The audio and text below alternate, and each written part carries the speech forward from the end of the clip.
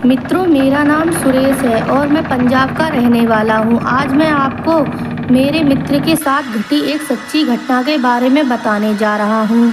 मेरे मित्र का नाम दीपक है और हम बचपन से ही बहुत अच्छे दोस्त हैं और हम एक दूसरे से सारी बातें शेयर करते हैं। हम जब कॉलेज में आए थे तब दीपक की सगाई हो गई थी। उसकी मंगेतर, जिसका नाम हिना था, वो उससे बहुत प्यार करता था और वो दोनों रात भर मोबाइल पर बातें करते रहते हैं। एक दिन की बात है, उसने मुझे बताया कि उसकी मंगेतर से रात को बात कर रहा था।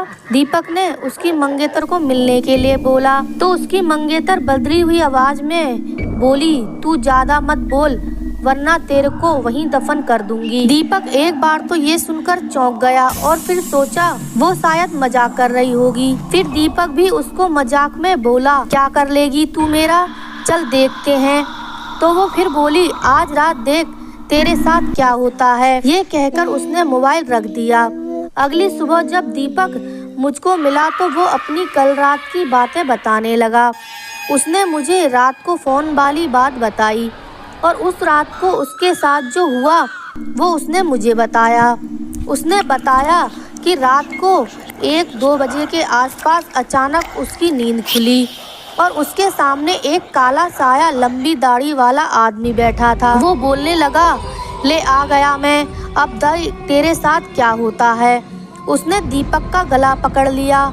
उससे मेरी सांसें रुक गई। दीपक ने उसी वक्त के सामने अल्लाह का नाम लेते हुए नमाज पढ़ना शुरू कर दिया और वो उसके सामने से गायब हो गया। मुझे उसकी बात सुनकर बड़ा आश्चर्य हुआ कि मैं ऐसे कैसे हो सकता है।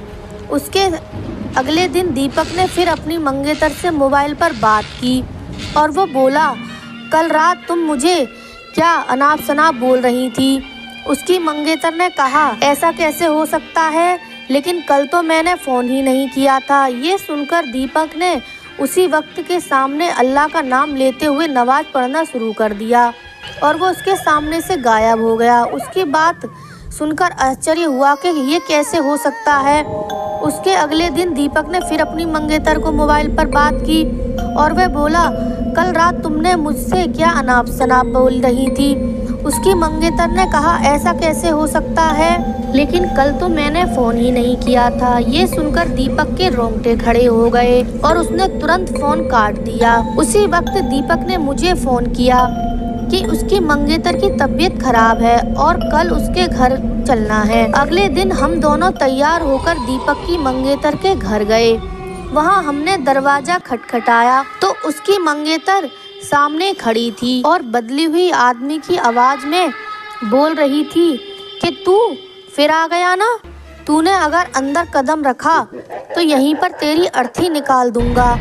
दीपक बोला कि ये क्या बोल रही है तू। दीपक के आगे था और जैसे ही उसने घर में कदम रखा, उसके मंगेतर ने दीवार पर टंगी तस्वीर उतारकर दीपक के सर पर दे मारी। उसके सर से खून बहने लग गया। दीपक के ससुर और सालों ने उसकी मंगेतर को पकड़कर बिठाया। फिर उसके सालों ने दीपक के सर पर पट्टी बांधी। हिना के दादाजी ने बताया कि हिना को जिन का साया लग गया है। इस पर दीपक के ससुर ने उन्हें अपना मुंह बंद रखने को कहा। थोड़ी देर रुककर हम वहां से सीधे अस्पताल जाकर ढंग से पट्टी करवाई। उसके अगले ही दिन मुझे दीपक का फोन आया कि हिना की तबीयत बहुत खराब है और वो अस्पताल में भर्ती है। दीपक ने बाइक निकाली और हम दोनों जल्दी अस्पताल पहुँचे। वहाँ पर पहुँचते ही हमने डॉक्टर से हिना की हालत पूछी तो उन्होंने बताया कि उसकी हालत बहुत नाजुक है। कौन सी बीमारी है वो पता नहीं चल पा रहा है और उसके घर वालों को डॉक्टर ने दीपक को घर ले जाने को कहा। सभी हैरान थे कि ऐसी क्या बीमारी है जिसका इलाज डॉक्टर के पास भी नहीं है। फिर उसके घर वाले हिना को घर ले आए। हिना ने दीपक को बुलाया और कहा कि अब मैं जिंदा ज़्यादा दिन नहीं रह पाऊंगी और तुम किसी अच्छी लड़की से शादी कर लेना। ये सुनकर दीपक की आंखों से आंसू आ गए और वो बोलने लगा कि मैं तुम्हें मरने नहीं दूंगा। फिर हिना के दादाजी ने उसको एक बाबा के पास ले जाने को कहा। हम उसको बाबा के पास ले गए और बाबा ने बताया इसको एक बुरे जिन ने जकड़ लिया है, जिसकी वजह से इसके शरीर को नुकसान पहुंच रहा है। अब बहुत देर हो गई है।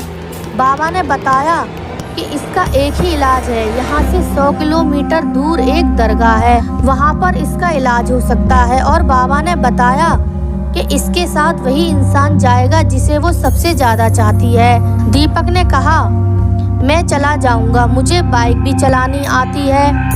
रात के 2 बजे दीपक और हिना दोनों बाइक से निकल पड़े, लेकिन आधे घंटे बाद किसी का फोन आया कि दीपक और हिना का एक्सीडेंट हो गया है और वो मारे गए हैं। ये सुनकर मेरा रो रो कर बुरा हाल हो गया।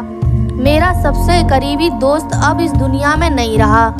आखिर मेरे दोस्त और उसकी मंगेतर के साथ ऐसा क्या हुआ, कोई नहीं जान पाया और हादसा एक सस्पेंस बनकर रह गया। आशा करती हूँ आपको ये हॉरर स्टोरी पसंद आई हो और ऐसी हॉरर स्टोरी सुनने के लिए मेरे चैनल को सब्सक्राइब करके बेल आइकन को प्रेस करें। धन्यवाद।